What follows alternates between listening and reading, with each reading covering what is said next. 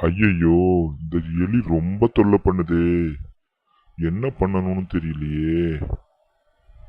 என்ன ரஞ்சித் சார், கன்னத்துல சோகமா கைய வச்சுட்டு புலம்பிட்டு இருக்கீங்க?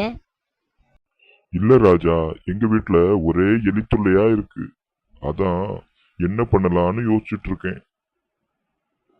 அட, இதுக்கு போயா இப்படி ஃபீல் பண்றீங்க? கவலையை விடுங்க. நான் கொடுக்குற ஐடியால எலி என்ன பெருச்சாலியா இருந்தாலும் செத்து போயிடும். நிஜமாவா? அந்த எலிய விரட்ட நான் என்னதாங்க பண்ணணும் சொல்லிடுங்க.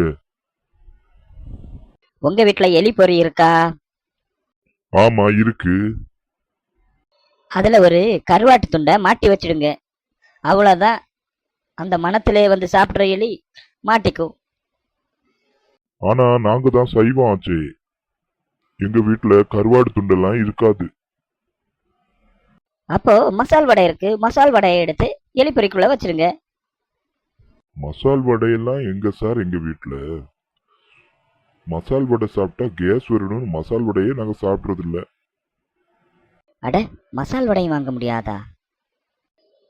அப்புறம் இவன் வீட்டுல எதை சாப்பிட அந்த கருமம் பிடிச்ச எலி வருதுன்னு தெரியலையே. சரி சார், அதை விடுங்க.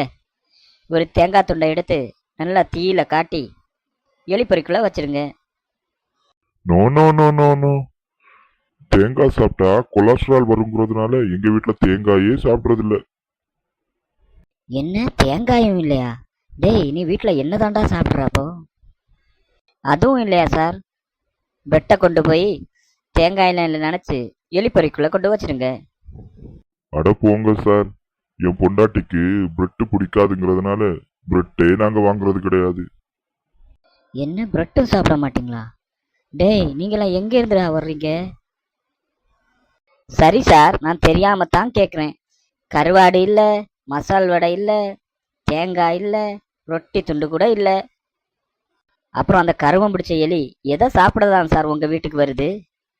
ஆமா சார், அதுதான் சார் எனக்கும் புரியல. எதுக்குத்தான் அந்த எலி எங்க வீட்டுக்கு வருதுன்னு தெரிய மாட்டேங்குது. சார், அப்படின்னா நீங்க இதை பத்தி கவலைப்பட தேவையே இல்லை. 2 நாள் அந்த எலி உங்க வீட்டை சுத்திட்டு அப்புறம் எந்த சாப்பாடும் கிடைக்காம அந்த எலியாவே தற்கொலை பண்ணி செத்துடும். நீங்க ஒன்றும் கவலைப்படாதீங்க.